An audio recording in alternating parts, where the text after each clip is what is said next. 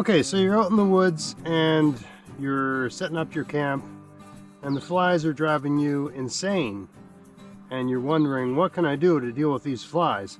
And there's all kinds of things that people sell online, companies sell online, that convince you that the flies go away. I remember seeing a commercial for these shirts you wear that act like a giant force field to keep black flies and mosquitoes away. I bought one of those shirts and it didn't do any of that. Right? So bug repellent's one thing, but a traditional way for people all around the world is something called a smudge fire, where you just make a fire and it's smoky and the mosquitoes or black flies or whatever just don't like the smoke. What if you don't want to have a big fire? What if you're just not in the mood to get a big fire going, or it's not safe, or that sort of thing? What if you just don't want to gather the materials that are required to make a big fire? What do?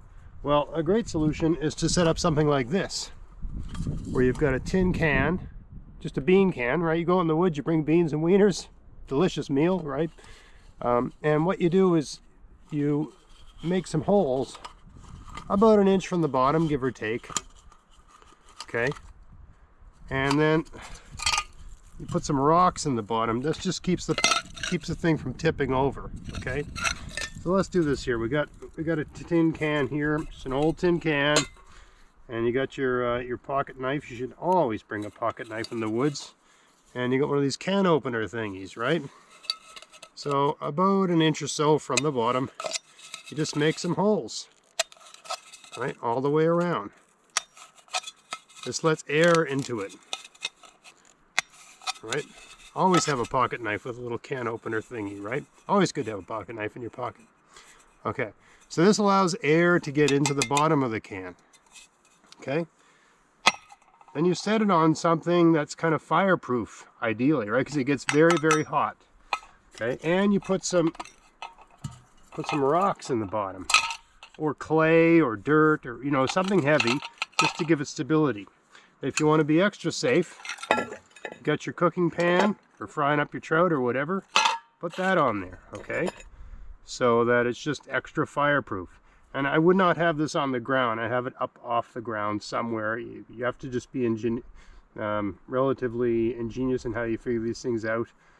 Dig a little hole, put a little stump in there. That's, you know, on a stump is a great idea, right? And you want this near where you're sitting, where you're hanging around, whether you're playing cards or having a beer and chit-chatting or whatever you're doing.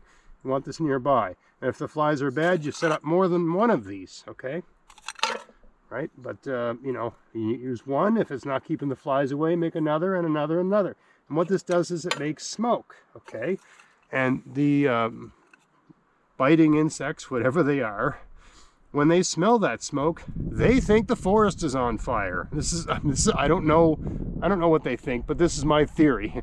They think the forest is on fire and they want to get away. Remember, your scent is right now the wind's going this way.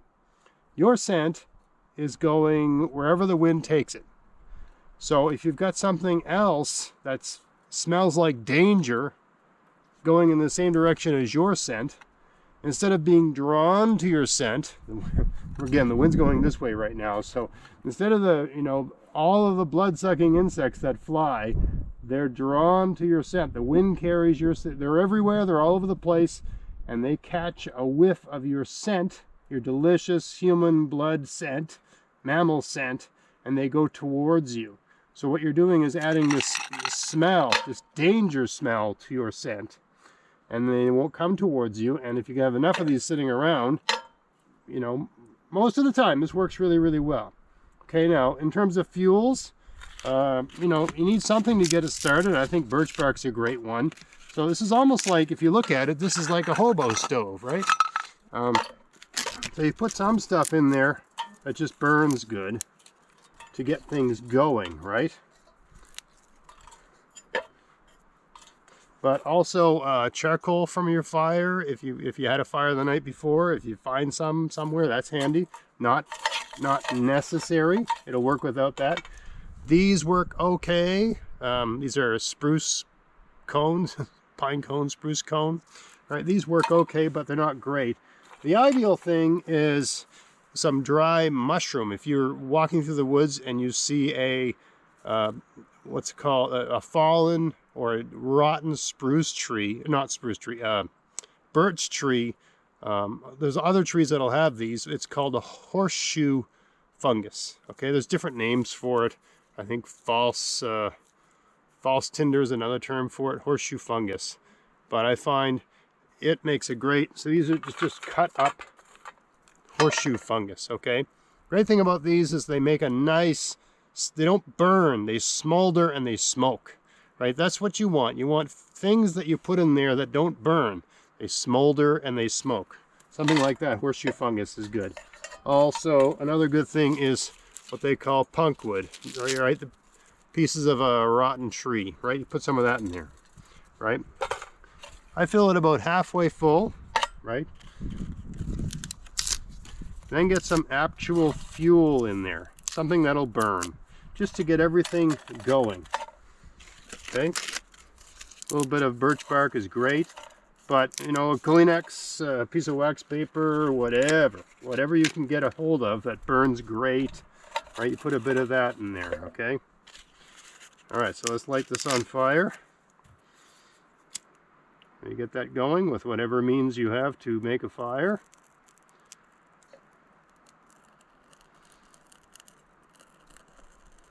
Drop that in. Some other stuff in there. Even though it's on top of the stuff we're trying to ignite, it'll all work out. Okay. And as this thing heats up, you can put almost anything in there that's got a, you know, a carbon content. The rocks in the bottom will heat up. They also, aside from just giving it some weight so it can't blow over or tip over, they you're adding, by putting the rocks in the bottom or some clay or whatever you can get a hold of, you're giving it a thermal mass, right? You're giving it some weight, something that'll hold heat and get hot. And the metal will also get hot and hold heat, right? But you can put anything in there, right? And this is basically a hobo stove.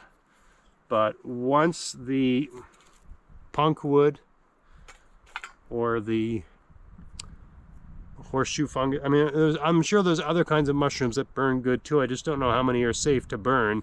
I think this is one that people would use to like put in their pipe to add to their tobacco in the olden days, which doesn't necessarily mean it's good for you, but you know, I don't think it's I'm sure it's toxic.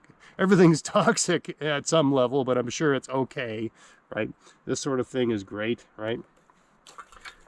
These burn up pretty quick, you know, but they do work, especially if you've had a bit of a rain and they're a little bit wet, right? And you can sort of smish them up before you put them in. But if it's 100% these, it doesn't burn slowly. You have to keep feeding it and it gets really hot and that sort of thing. So you just put one of these in once in a while. But a variety of fuels, just anything you can think of that's got, any sort of mushroom tends to have, it's kind of like styrofoam, you know what I mean? It's not dense. It's got a lot of air in it, put it that way, right? So it's a thing that sort of burns well, especially this horseshoe fungus. I can't speak to all other kinds of funguses. The horseshoe fungus is really, really abundant where I live, so it's easy to come by.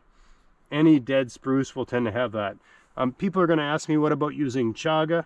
You can use that too. I find the horseshoe fungus burns slower. It's a nice slow burn, right?